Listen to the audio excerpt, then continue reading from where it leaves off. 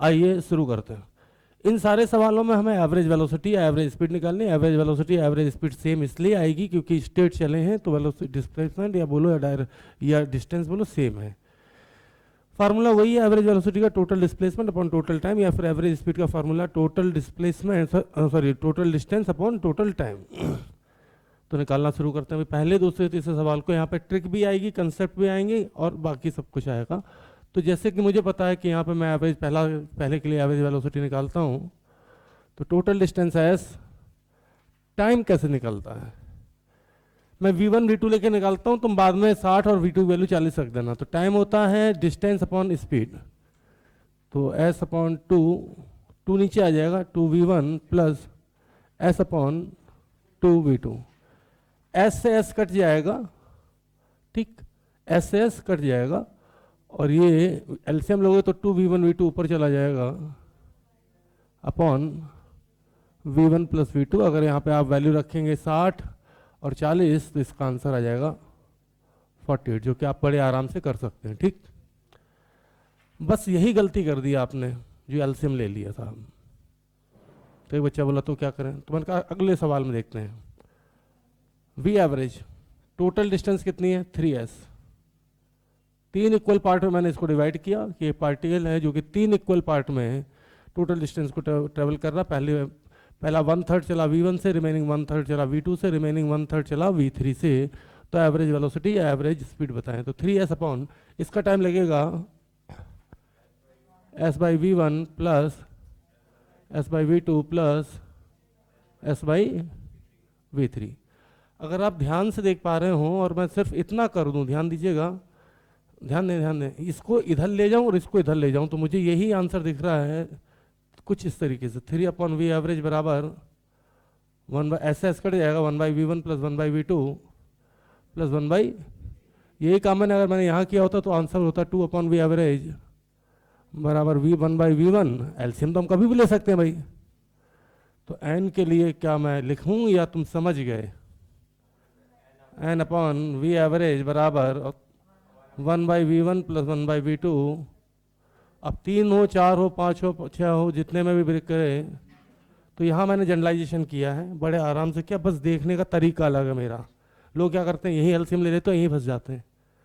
इसका एलसीएम ले लोगे तो एलसीएम ही नहीं ले पाओगे, क्योंकि यहाँ नीचे आएगा v1 v2 v3, तो ऊपर ले जाओगे 3v1 v2 v3, फिर इसके नीचे आएगा v2 v3, इसके नीचे आ जाएगा v1 v3, इतना बड़ा आंसर दिखने लगता है। ठीक, कोई दिक्कत। तो जैसे किसी ने 2 इक्वल पार्ट में ब्रेक किया, 3 इक्वल पार्ट में ब्रेक किया, मैंने उठा के जनरलाइजेशन कर दिया और कहा n इक्वल पार्ट्स में ब्रेक कर देते हैं। पहला 1 बाई n चला v1 से, रिमेनिंग 1 बाई n चला v2 से, और ऐसे करते करते आखिरी 1 बाई n चला vn से। तो एवरेज वेलोसिटी बताओ, ये जनरलाइजेशन और कहीं नहीं मिलेगा। ठीक, आगे बढ़ते हैं। फिर किसी बच्चे ने मुझसे कहा कि अनइक्वल पार्ट में तोड़ते हैं। सर यहाँ तो सब इक्वल इक्वल थे, अनइक्वल पार्ट में तोड़ते हैं। तो मैंने इस सवाल में 1/3 ऑफ द टोटल डिस्टेंस चलाई है v1 से, रिमेनिंग 2/3 चलाई है v2 से, और एवरेज पूछा। फिर मैं आगे बढ़ा 5वें सवाल में, तो फिर से मैंने अनइक्वल में तोड़ा, लेकिन इस बार मैंने 1/3 में तोड़ा। कहने मतलब पहला 1/4 जो पार्ट है टोटल डिस्टेंस का 1/4 पार्ट चला v1 से, रिमेनिंग 3/4 चला v2 से, तो एवरेज। फिर एक बच्चा बोला कि सर कुछ टफ ले लेते हैं। सर ये शायद था 6ठा सवाल ना, हाँ 6ठा। तो मैंने यहाँ पे सेम डिस्टेंस को 1:9 में तोड़ दिया, और इसी तरीके से फिर मैंने बच्चे ने कहा सर आप हमेशा 1:3, 1:9, 1:2 में तोड़ रहे हो, क्यों ना कुछ ऐसा रेशो लो जिसमें कि थोड़ा टफ लगे, 2:3। तो मैंने यहाँ पे 2:3 में तोड़ दिया। तोड़ने का तरीका ये होता है कि अगर 2:3 में रेशो ले रहे हो तो 2 + 3 करके नीचे 5 आएगा। ठीक, कोई दिक्कत तुम्हें। फिर मैंने अगले सवाल में 3:4 में तोड़ा, तो 3 + 4 7। कहने मतलब टोटल 70 किलोमीटर चले तो 30 किलोमीटर पहले चले v1 से और रिमेनिंग 40 चले v2 से। कोई दिक्कत। फिर इसी तरीके से मैंने अगले सवाल लिया, उसमें मैंने 5:95 के रेशो में तोड़ दिया। थोड़ा सा और टफ ले लेते हैं, आइए सवाल सॉल्व करते हैं। सामने देखिएगा, सामने देखिएगा भाई, मैं सीधा 8वां सवाल सॉल्व कर रहा हूँ। ठीक, कोई दिक्कत। We average total distance s, दोनों ऐड करो s आ जाएगा। पहला टाइम में देखूं तो टाइम का फार्मूला होता है डिस्टेंस अपॉन, कोई लिखेगा नहीं, कहीं नहीं लिखेगा वैसे, total distance upon speed time. तो 3s अपॉन 7v1 प्लस दूसरा टाइम देखो 4s अपॉन 7v2। यहाँ से एलसीएम लिया मैंने तो 7v1v2 ऊपर चला गया, लिखने का टाइम बिल्कुल भी नहीं। अब एलसीएम लोगे तो ये एस एस तो कट ही जाएगा, है ना, एस एस कट जाएगा, 3v2 और ये आ जाएगा 4v1। कोई दिक्कत? कोई दिक्कत? तो ट्रिक समझ लीजिएगा, जो नीचे वाला 7 आता ना ये तो ऊपर आएगा और ये 3 इसके साथ जाएगा और ये 4 इसके साथ जाएगा। कोई दिक्कत? और अब मैं घंटा एक भी सवाल नहीं करने वाला। ये लो बोलो आंसर इसका भाई, पांचवे का बोल दो। 4v1v2 अपॉन, जल्दी से बोलो, ये इसके साथ, ये इसके साथ 1v2 प्लस, बोल दो भाई जल्दी से, छठे का answer 10v1v2 upon 9v1 plus 1v2। मैं 1 भी लिखता हूँ जानबूझ के ताकि कभी रिवीजन करना हो। नवे का बोल दो, 9th का आंसर बोलो जल्दी से।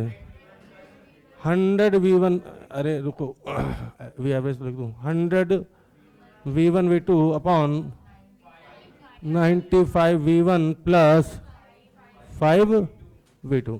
चले भाई सीधे आंसर ही लिखना, और वो लिखना मेरी मजबूरी है, 4 ऑप्शन होते तो ऐसे टिक करता है, ऐसे ऐसे कट कट। ठीक, आगे बोलो भाई 7वें का आंसर।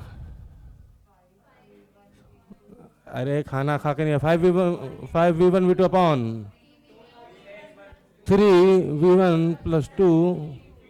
उम्मीद करते हैं आपको मजा आया होगा। ठीक, गधाई क्या करते हैं, एक एक निकालते हैं। रात बीती जाएगी, अपने जीवन के लिए जीने के लिए टाइम कब निकालोगे भैया? लाइफ में हमेशा याद रखो, इंटेलिजेंट आदमी कोई मेहनत नहीं करता, दिमाग लगाता है और अपना काम फटाफट कर लेता है। गधे मूर्ख होते हैं जो मेहनत करते हैं। आइए आइए, रुक जाइए रुक जाइए रुक जाइए, अभी बचे हैं। आइए अब पूरे सम्मान के साथ पहले सॉल्व किया जाएगा 10 को और फिर बजाई जाएगी इनकी बैंड। सामने देखिएगा फिर से एक बार। 10वां सवाल ये रहा आपके सामने। 10वें की बात करें तो भैया सवाल ये है कि एक आदमी है या एक पर्सन है, एक पार्टिकल है। A particle travels half of the total time with speed v1 and remaining half with speed v2, find average. ठीक, इसी तरीके से 11वें में मैंने इसको 3 पार्ट में ब्रेक किया। ठीक, 3 पार्ट में ब्रेक किया। 11वां कहाँ गया? 11वां नहीं, सॉरी 12वें में। ठीक, ये नंबरिंग थोड़ी सी चेंज हो गई है कि एक पार्टिकल है जिसने अपने टोटल टाइम का 1/3 टाइम चला। यहाँ पर मैंने टोटल टाइम 3t मान लिया है, तो टी है ना, तो टोटल टाइम का 1/3 टाइम चला v1 से, रिमेनिंग 1/3 v2 से, रिमेनिंग 1/3 v3 से। ठीक, फिर मैंने 11वें सवाल के लिए इसको रेशो अलग अलग ले लिया, 1:2 में ब्रेक कर दिया। कहने का मतलब 3 घंटे की जर्नी थी तो पहले घंटे में चला v1 से, रिमेनिंग 2 घंटे चला v2 से। ठीक, इसी तरीके से फिर लोगों के कहने पर अनइक्वल रेशो ले लिए। टोटल टाइम मान लिए 5 घंटा था तो शुरू के 2 घंटे चला v1 से, रिमेनिंग 3 घंटे चला v2 से। टोटल टाइम मान लिए 7 घंटा था तो पहले के 3 घंटे चला v1 से, रिमेनिंग 4 घंटे चला v2 से। कहने मतलब मैंने इसको डिवाइड किया टोटल टाइम को 3:4 में, यहाँ पे मैंने डिवाइड किया 2:3 में, फिर जगह बच गई थी तो 5:8 में डिवाइड किया टोटल टाइम को। ठीक, कोई दिक्कत? चलिए अब सॉल्व करने के बारे अब बारी आ चुकी। पहला सवाल पूरे सम्मान के साथ सॉल्व करता हूँ मैं। वी एवरेज बराबर टोटल डिस्टेंस। डिस्टेंस निकालने का फार्मूला होता है वेलोसिटी इंटू टाइम। वेलोसिटी है v1, टाइम है t/2, तो पहली डिस्टेंस आ जाएगी v1 into t/2 plus total निकले। तो अब यहाँ पे बाकी बची डिस्टेंस को मैं लिख सकता हूँ v2 इंटू t/2। तो टोटल डिस्टेंस तो पता चल गया और टोटल टाइम मुझे पहले से पता था t से t कट जाएगा, आंसर आएगा v1 प्लस v2/2। चलिए भाई 3 के लिए करते तो 3 के लिए कहने मतलब मैं पहुंच गया हूँ सवाल नंबर 12 पे। नंबरिंग के हिसाब से देखें, नंबरिंग मेरे से गलत हो गई थी। पहली डिस्टेंस v1t, दूसरी डिस्टेंस v2t, तीसरी डिस्टेंस v3t और टोटल टाइम है 3t। तो ये आ जाएगा v1 plus v2 plus v3/3। तो जनरलाइजेशन अगर मैं करूं 13वें सवाल का जनरलाइजेशन बोलो भैया, 2 में आया v1 प्लस v2/2, 3 में आया v1 plus v2 plus v3/3। तो n के लिए अगर ब्रेक करना हो तो v1 plus v2 up to vn divided by n। Maths वाले बच्चे डेफिनेटली इसे जानते हैं, अर्थमेटिक मीन के नाम से भी जाना जाता है। ठीक, कोई दिक्कत? आगे बढ़ते हैं सामने देखिएगा, सीधे सीधे मैं सवाल नंबर 15 उठा रहा हूँ। कौन सा? क्योंकि 15 करते ही फिर बाकी मैं करूँगा नहीं, सीधे आंसर शेप दूंगा। ध्यान देना भाई, 15वें सवाल में बताओ भाई, वी एवरेज पहली डिस्टेंस बोलो कितनी? स्पीड है v1, टाइम है 3t/7, तो बोलो भाई v1 इंटू 3t/7 प्लस दूसरी में स्पीड है v2 और टाइम है 4t/7, और टोटल टाइम अगर ऐड करेंगे तो t ही आएगा, t से t कट जाएगा, आंसर आएगा 3v1 plus 4v2 divided by 7। तो यहाँ ट्रिक ये बनी कि जो नीचे है वो तो नीचे ही आएगा, और 3 वाला 3 v1 के साथ और 4 वाला इस बार क्रॉस नहीं करना। जब डिस्टेंस डिवाइड करे तो क्रॉस में, ठीक, जब डिस्टेंस डिवाइड करे तो क्रॉस में, और जब टाइम डिवाइड हो तो जो 7 नीचे नीचे लिख दो, और जो 3 है वो v1 के साथ, 4 है v2 के साथ। ठीक, क्या आप मुझे बता सकते हैं इसका आंसर क्या आएगा? 16 का आंसर बोलो भाई जल्दी से। 5v1 plus 8v2 divided by 13, 13 13 13 कहाँ गया?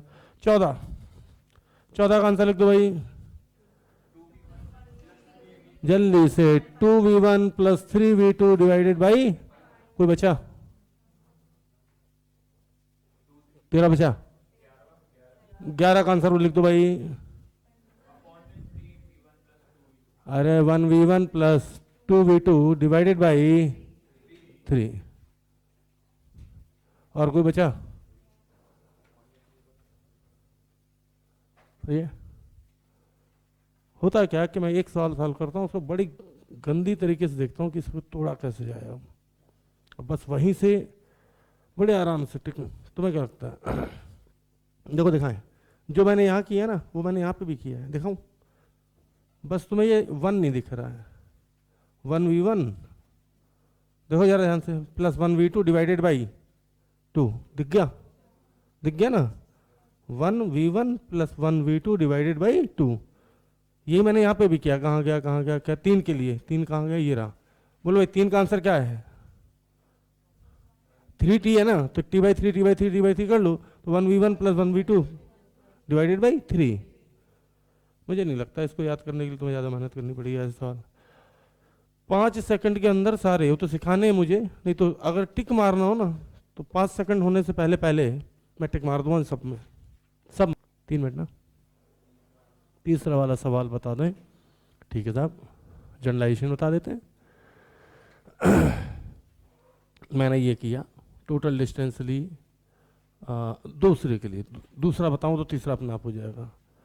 टोटल डिस्टेंस 3s और टाइम लगा पहले में s/v1, डिस्टेंस s/v2, s/v3, ठीक। और मैंने क्या किया कि इसका एलसीएम नहीं लिया जानबूझ के, मैंने ये s से s काट दिया और ये पार्ट ले गया इधर और इसको ले आया नीचे क्रॉस मल्टीप्लाई में, तो मुझे ये दिखा। फिर मैंने यही काम 2 के लिए किया तो मुझे ये दिखा। तो मैंने कर लिया कि 2 के लिए ये, 3 के लिए ये, तो n के लिए। वहीं खेल गया मैं।